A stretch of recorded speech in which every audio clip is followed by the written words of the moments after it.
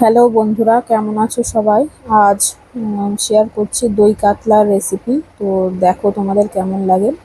এখানে আমি ফার্স্টে কাতলা মাছকে ভালো করে ধুয়ে নিয়ে একটু নুন আর সামান্য একটু হলুদ দিয়ে আর গোলমরিচ দিয়ে একটু ম্যারিনেট করে রেখে হালকা ভেজে নিয়েছিলাম।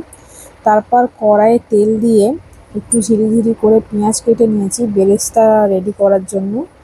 তো বেরেস্তার মতো করে ভেজে নিয়ে পেঁয়াজটাকে তুলে রাখলাম।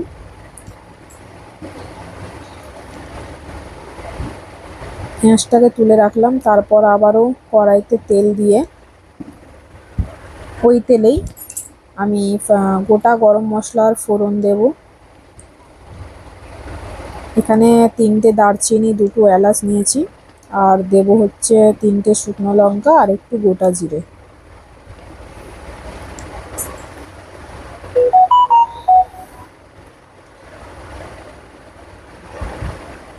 তারপর দেব হচ্ছে একটা বড় পেঁয়াজ আমি গ্রেট করে রেখেছিলাম, সেটা দিয়ে ভালোভাবে নেড়ে নেব।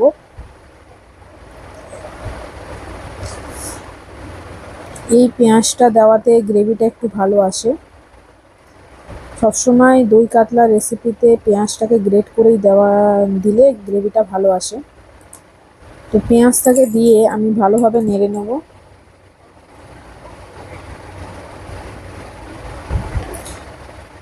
তারপর আমি এখানে অ্যাড করব হচ্ছে মশলা।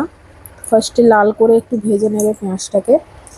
তারপরে এখানে আমি নিয়েছি 2 চামচের মতো, বেশি মশলা আদা রসুনের পেস্ট দেওয়া দরকার নেই, 2 চামচের মতো আদা রসুন পেঁয়াজের পেস্ট, 1 চামচ ধনে গুঁড়ো আর 1 চামচ জিরে গুঁড়ো, আর স্বাদ মতো চিনি আর নুন নিয়ে আমি মশলাটাকে ভালোভাবে কষিয়ে নেব।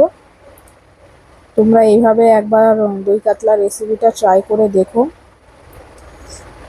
আমাদের তো খুবই ভালো লেগেছে এইভাবে রান্না করাতে।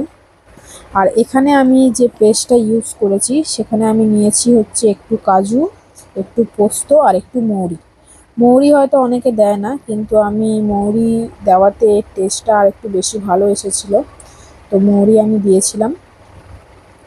ভালো করে নেড়ে নেওয়ার পর তারপর আমি দিয়ে দিয়েছিলাম 3 চামচের মতো ফেটিয়ে রাখা টক দই। টক দইটা যখন দেবে গ্যাসের ফ্লেমটা একদম লো করে দেবে। লো করে ভালোভাবে টক দইটা মিশিয়ে আবার নর্মাল ফ্লেমে করে আবার তোমরা তাহলে নাড়তে পারবে। দইয়ের পরিমাণ এখানে 3 চামচই আমি নিয়েছি, নিয়ে ভালোভাবে নাড়িয়ে নিচ্ছি। তারপর যখন ভালোভাবে কষানো হয়ে যাবে, হালকা তেল ছেড়ে আসবে, তারপর আমি মাছগুলোকে দিয়ে হালকাভাবে নেড়ে নেবো, মানে মিশিয়ে নিচ্ছি আর কি মাছের সাথে। ভালো করে নেড়ে নেওয়ার পর তারপর আমি সামান্য জল দিয়েছিলাম। বেশি জল দেওয়ার দরকার নেই, কেন এটা গ্রেভি গ্রেভি হবে। হালকা জল দিয়ে আমি 10 মিনিটের মতো লো টু মিডিয়ামে রেখেছিলাম।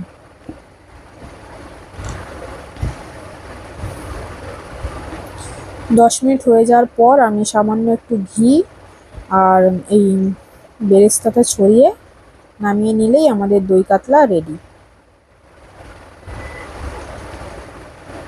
আর দিয়েছিলাম একটু গরম মশলা। ভিডিওটি ভালো লেগে থাকলে অবশ্যই লাইক অ্যান্ড কমেন্ট করুন, আর ইউটিউবে আমার চ্যানেল আছে, সাবস্ক্রাইব করে পাশে থেকো। Thank you.